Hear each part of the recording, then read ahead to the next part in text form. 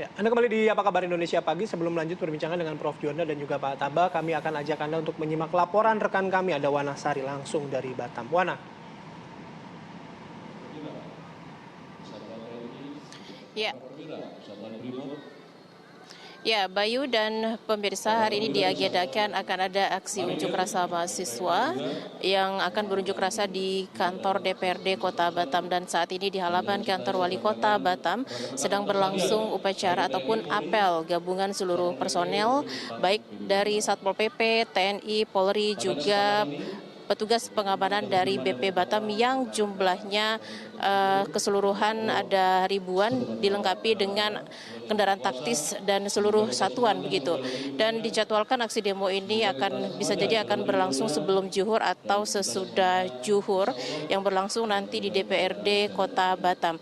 Secara umum kondisi Pulau Rempang saat ini berangsur sudah jauh lebih kondusif, dan saat ini petugas gabungan terutama pemerintah yang hal ini diwakili oleh BP Batam ini masih berusaha melakukan tindakan persuasif kepada masyarakat Pulau Rempang untuk melakukan pendaftaran agar bersedia direlokasi ke tempat hunian baru ataupun kampung baru yang saat ini progres pembangunannya sedang berlangsung.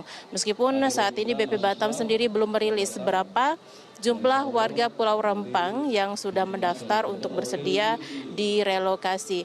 Sejauh ini kebijakan relokasi bagi masyarakat Pulau Rempang rata-rata mendapat penolakan dari masyarakat Pulau Rempang sendiri, karena menurut mereka progres pembangunan hunian yang nantinya akan mereka tempati belum terlihat, dan adanya informasi yang kurang mendetail yang harusnya diterima oleh masyarakat Pulau Rempang yang menjadi korban relokasi sebagai pengembangan dari Rempang Eco City.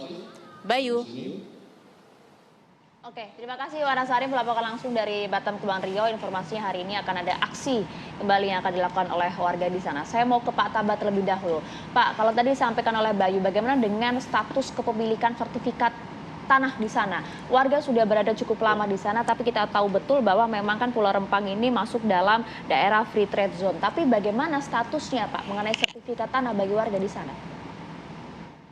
Pertama saya koreksi dulu, tidak masuk wilayah free trade zone. Free trade zone itu hanya Batam, Pulau Batam. Ini pun panjang sebenarnya perdebatan tentang Batam itu. Seperti masyarakat di Batam bayar WTO, sampai kapan nyewa terus di lahan sendiri. Baik, saya teruskan. Soal status kepemilikan. Tadi Profesor Juanda sudah mengatakan, ada undang-undang agraria, sertifikat dan segala macam. Kan ada hak-hak atas tanah yang dikeluarkan pada zaman dahulu, artinya mereka punya status kepemilikan itu, tapi ada yang mungkin belum punya sertifikat. Tapi ingat, kalau kembali ke konstitusi, tujuan bernegara ini, Prof. Kan dalam konstitusi jelas di pembukaan melindungi segenap tumpah darah. Kenapa setelah kita bernegara berbangsa tidak terlindungi hak mereka? Jadi kalau hanya mengacu pada hukum positif, apalagi seperti statement Menteri ATR, mereka tidak punya sertifikat. Maka saya katakan tadi pisahkan dulu, ada penggarap di sana, ada masyarakat. Masyarakat kan bisa dicek, ada pemerintah daerah. Kenapa tidak jemput bola? Kenapa datang dengan aparat langsung mengukur? Kan panjang waktunya, dan ini seperti mendadak betul. Sekarang kita tidak tahu, jangankan masyarakat, saya saja tidak tahu. Bagaimana master plan-nya, desain dari pengembangan Eco City itu. Banyak pertanyaan di situ. Sekarang yang dikatakan mau dikasih lahan 400, 500, punya tinggal rumah susun. Mana itu? APBN-nya saja belum diketuk. Uang siapa yang mau dipakai untuk membangun itu? Berapa lama tahapannya? Nah, selama itu apa yang mereka kerjakan? Tadi katanya dikasih uang. Cukup rumit. Nah, kembali kepada hak atas tanah tadi. Kan bisa jemput bola masyarakat, apa itu pemerintah. Ada BPN, ada lurah, ada camat. Selama ini mereka diakui keberadaannya, tinggal dicek saja. Tapi jangan dipeta kompli masyarakat dengan istilah ada tidak ada sertifikat. Pertanyaan sejauh mana pelayanan pemerintah kepada masyarakat yang terpinggirkan seperti itu. Mereka miskin, akses, kesulitan untuk mengakses pelayanan. Mereka juga dari sisi sumber daya manusia, kemudian kehidupan ekonomi mereka. Harusnya kan jemput bola. Negara ini harusnya melayani khususnya pemerintah. Ya. Ya, Pak Taba, dengan kondisi saat ini, apa titik temu yang mungkin paling bijaksana ya?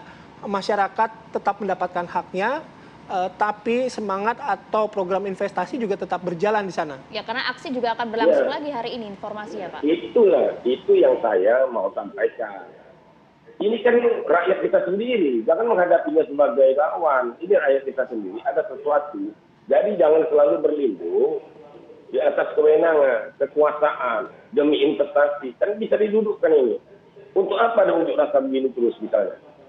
Ini kan takut orang lagi investasi di sini. Tapi kenapa dibiarkan? Nah, supaya tidak terjadi, duduk bersama. Kan ada budaya kita di Melayu ini. Dan jembatani banyak. Ada lembaga adat Melayu, ada tokoh masyarakat. Selama ini juga baik, ada lurah. Bisa bercanda-canda, ada camat, ada RT RW. Duduk bersama. Dijelaskan persoalannya. Kemudian hak-hak masyarakat diakui. Tapi jangan tahu-tahu di deadline untuk diketahui ya, Mas Bayu, ada deadline. Selalu disampaikan tanggal 28 September ini, lahan di Rempang Karang harus clean. Harus clear dan clean. Maksudnya apa? Nanti kalau masyarakat menghadang dianggap melanggar hukum. Megang kayu aja dianggap melakukan perlawanan. Saya makanya belum turun sampai hari ini ke Rempang. Khawatir saya nanti dipolitisir juga. Itu tabah memprovokasi masyarakat. Dia orang politik, ini dipolitisir. Tidak melihat kepada substansi masalah. Maka saya menjauh dari masyarakat Rempang. Saya cuma bisa bersuara. Nah sekarang berapa orang sudah ditahan itu dan tidak dikeluarkan. Penasihat hukum untuk mengakses mereka pun kesulitan. Ini jangan dilihat dari persoalan unjuk rasanya ini kan ada sebabnya nih.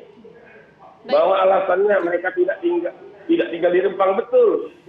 Tidak mesti tinggal di Rempang, ini bentuk solidaritas. Bisa-bisa masyarakat Melayu dari Kalimantan juga turun, dari Sumatera juga turun kalau begini perkaranya. Coba dihadapkan dengan aparat seperti itu. Apa kekuatan mereka nggak ada. Maka dari itu segera duduk bersama, jelaskan proyek ini. Ini proyek sangat besar untuk disejahterakan masyarakat. Nah untuk itu masyarakat jangan tersisihkan karena pembangunan ini. Kalau ini kan mereka tersisih. Mau dikeluarkan mereka dari habitat mereka. Mereka itu nelayan. Ditaruh di rumah susun, ditaruh di rumah tipe 45, jauh dari dia tempat mencari makan. Ini belum duduk semua. Mereka harus diberdayakan. Kalau melautnya selama ini cuma 2 mil, bagaimana bisa 3 mil? Kapalnya kecil ini bisa digedein. Ini belum didudukkan. Tahu-tahu mau mengosongkan tanggal 28 September. Tadi disampaikan laporan wartawan Anda di lapangan. Nanti ini yang kemudian akan dibawa oleh DPRD Kepulauan Riau untuk bisa dikomunikasikan dengan pemerintah pusat ya Pak ya. Tapi secara setidaknya ada hukum concern bagaimana terhadap Prof? kesejahteraan masyarakat Iya. di sana dan juga hak-hak mereka.